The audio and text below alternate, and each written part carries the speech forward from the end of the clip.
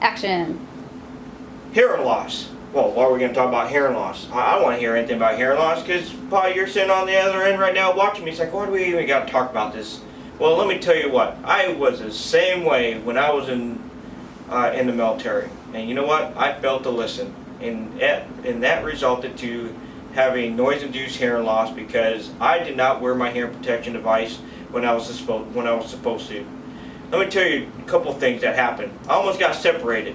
And when I got to stay in the Army, I had to do jobs where the Army saw fit. And I still made an impact as a leader, but at the end of the day, it almost took me out.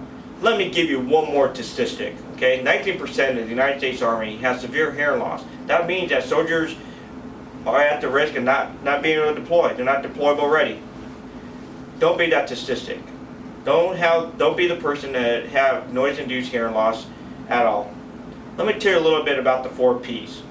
The 4 P's are painless, progressive, permanent, and preventable. Say you ever shot your weapon system, you went boom, boom, bang, bang, loud noise, all this other stuff. What's the first thing that happens? Ask yourself, what's the first thing that happens? You got ringing in the ears. Oh, I got some temporary hearing loss. I might have a slight headache, but you don't see blood gushing out like you see in some of the movies. But if you ever shot your weapon system, or if you're around loud noise exposure and loud noise occurs, you might have some ring in the ears or some type of temporary hearing loss. But over time, when you start to lose your hearing, it's going to be progressive. You're going to start losing your hearing little by little until it's all gone. Let me tell you a little anatomy of the ear. The ear. Hello, how you doing? Let me tell you a little anatomy of the ear. So say a child was, to the outer ear, right, which is this, to the middle ear, right, which is your auditory canal. It goes into the tegmental membrane, that's connected to your eardrum, and it goes through little tiny bones, kind of work an instrument.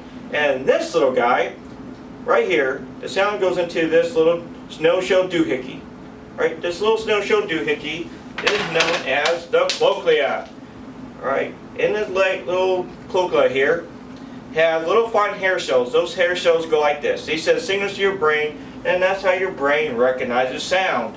All right. So let's use a little analogy real quick. If I took somebody right now and I pull them close hold and I punch them in the face, what's going to happen to them? Their face is going to swell up. It's going to bruise, and if I go long enough, I will eventually kill them. Imagine what loud noise is doing and impacting those hair cells.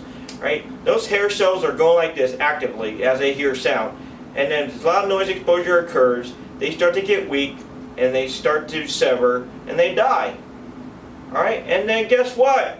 Eeeeee! What's that? Somebody talking about me? No. Alright, it's ringing in the ears. Well, I can't hear. Yeah, because you should have used your hearing protection devices. Well, what can I stick Rogaine up there? Absolutely not. There's no cure to those hair cells growing back. And guess what? Your hearing loss is permanent. And let me tell you, the only way to prevent hearing loss is hearing protection devices.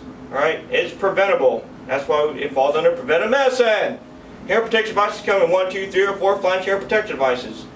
Alright, with the use of the little guys, it will save your life. What's common in hearing protection devices? Your fingertips. You are a no-go at the station, come back to be retrained. No. Your fingertips are not hearing protection devices. M&M's, cigarette butts, and so forth are not hearing protection devices. These guys, these little guys that we prescribe.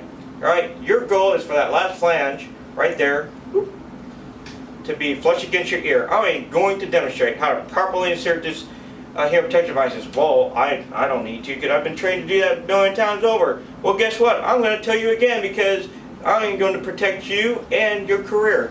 So you're going to take your right or left hand, not your right and left, your right and left. You're going to reach back behind your head. You're going to pull up on that upper ear, which is called the pinna. What? A pinna? What's that pinna? Well, it's called the pinna. Your ear canal is naturally curved, so guess what? By utilizing this method, it's going to straighten out your ear canal for a better snug fit of your hearing protection device. Alright, you're going to reach up and back. You're going to insert the hearing protection device where that last flange will be flush. You're going to release, and you're going to feel suction effect in both ears, and then you're going to hear the sound being muffled. We ask you to not take the hearing protection device and continue to insert it into the point where you cannot feel it anymore. Then you're going to feel a little discomfort by one of our ear, nose, and throat technicians, audiologists, or hearing technician. They're going to take your hearing protection device, and it's going to feel very uncomfortable. So do not attempt to place it all the way in. If the hearing protection device is too big, do not attempt to shove it in there, because you're going to feel soreness and discomfort. So we ask you to have the proper fit, and that's why we have our specialists that will ensure that you have the proper fitting HPDs, or hearing protection devices. So with all that being said, we're here to save your career. Whatever you may think of this video, we're here to help you. So if you need a hearing test during your time of your career or any time of your life, you're more than welcome to, because you want to make sure that the quality of life for you as far as hearing is concerned is great. Don't be a safety hazard.